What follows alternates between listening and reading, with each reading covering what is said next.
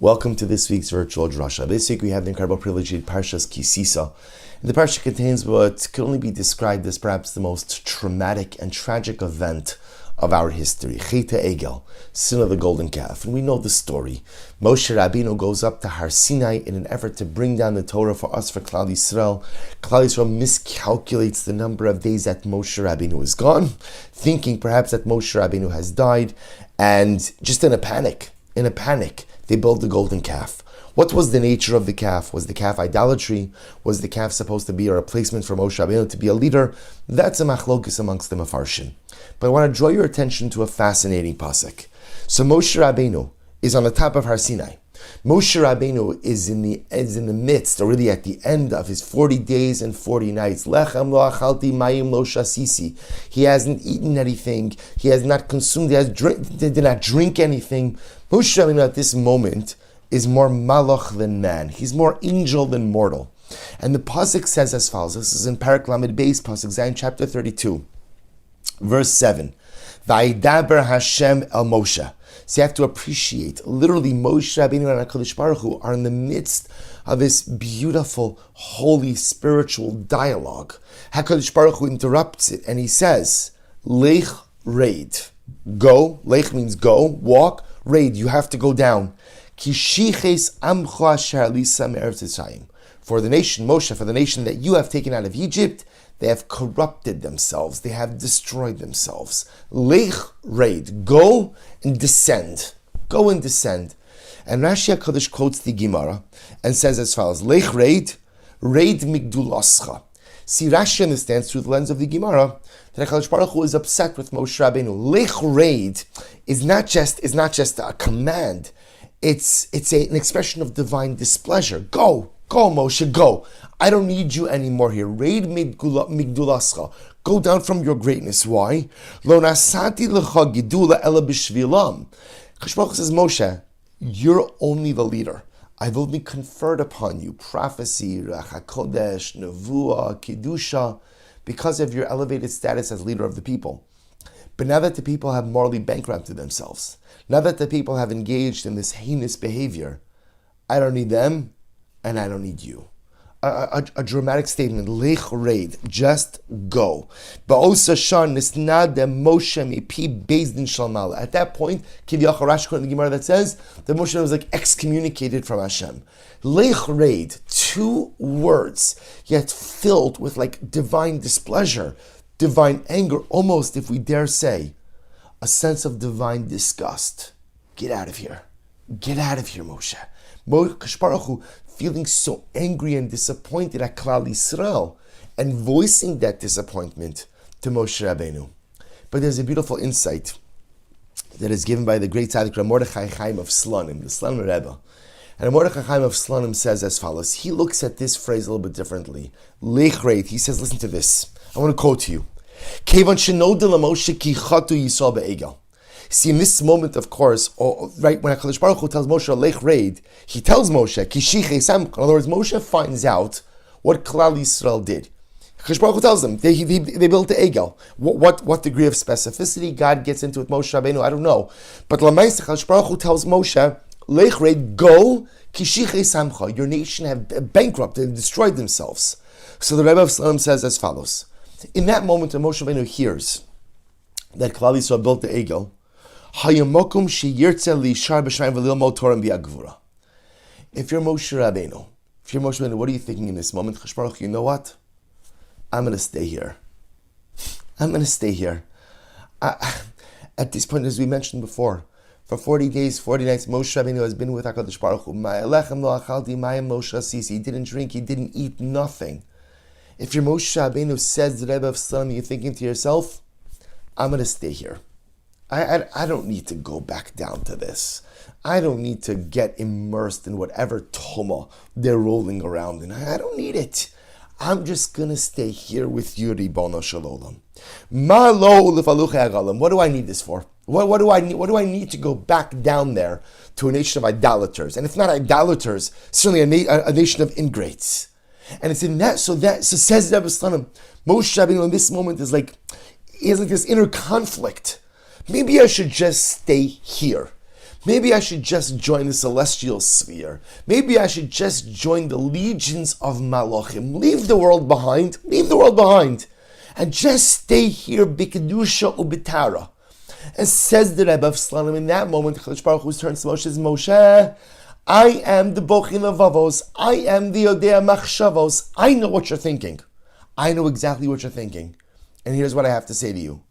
Lechreit, you need to go back down. Go back down. Literally, raid migidulas. Moshe, I know that you're on an elevated level here. I know that you're on an elevated status over here. I got it. I got it. Go down. Why? Achshav lo sasok b'Torah. Because Moshe, now is not the time for you to sit here and learn Torah with me. Kishiche samcha. Because your nation is in trouble. And when your nation is in trouble, your job as a leader is to be there with them. Listen to the Rebbe's words. He says, Zehu ve'alecha leired veliros manitin lasos b'chdei lechaper chatasam. Moshe, your job now is not to stay here with me. Your job now is not to learn Torah. Your job is not to contemplate should you join the celestial legions. Your job, Lechreid, Reid Migdulascha. Right now, up here, you're a gadol. You're perched on the top of the mountain, focused, immersed in spirituality. Go down. Leave the greatness behind and go down to your people. Because when you are a leader and your constituents are in trouble, your job is to figure out how to help them right the ship. Your job is to help them achieve atonement. Your job is to help them through this difficult predicament. And the Rebbe says, Zeu tafkido shel manag b'Yisrael. This is the job of a Jewish leader. Lo lehisrachik min ha'am berega shesarchu. You know, it's great to be a leader when everyone's doing exactly what you want. And it's great to be a leader when everything's going exactly according to plan. But the real job of a leader comes in moments where there's a breakdown. The real job of a leader comes in moments when their constituency, the flock, the nation, is in a state of disrepair. Then it's up to the leader to roll up his sleeves, to get to work, and to try to help. An incredible insight. Moshe Rabbeinu sitting on top of the mountain, hearing what his people did, contemplating, you know what, let me just leave it all behind and stay with HaKadosh Baruch Hu and the Malachim. And it's in that moment that HaKadosh Baruch Hu gives Moshe Rabbeinu a dramatic lesson in leadership. Lech Reid Migdulascha. It's beautiful, it's pure, it's holy, it's pristine right here. I need you to leave that all behind, and I need you to go down and to be with your people. Because the job of a leader is most important. Not when things are going great, because when things are going great, everybody's going to still be doing anyway. The major job of a leader is when things fall into a state of disrepair. The job of leaders is to rally the troops, inspire them with confidence that they could turn it around, create a roadmap for the future, help them achieve atonement, help them achieve kapara, help them achieve tara, help lift them out of the abyss of sin. Lech reid migdulascha. An incredible lesson in leadership and what it means to be a leader. But I think the Rebbe is teaching us something beyond just leadership. He's teaching us an incredible insight into bein adam l'chaveiro. See, dear friends, often in life, we have this tension. And the tension is, I know that there are mitzvos bein adam l'chaveiro, that I have interpersonal obligations. V'ahavta l're'acha kamocha. I have to love every Jew like I love myself. I have to be there for the other. I have to take care of the other, support the other. I know all of these things. What's the challenge? The challenge is, whatever time I give you is less time I have for me. Whatever resources I share with you, emotional or material, are less I have for me. And so I live life with this tension. That on one hand, we see got this all the time, right? Self-actualization, becoming the best version of oneself. But to do that, I need to focus on me. But if I'm focusing on you, I'm not focusing on me. And to take even a step further, if I'm focusing on you and using my emotional, material resources, even leave aside material resources for now, my emotional resources, my time, my kochos on you, then don't I take a hit? At the end of the day, if I'm focused on you, then I can't be focused on building me.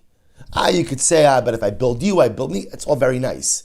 But Lamaisa, I have an hour in front of me now. I could give it to you, help you, talk to you, deal with you this, or I could sit, I could learn, So what do I do? And here the Rebbe of Slonim is teaching us such an incredible lesson.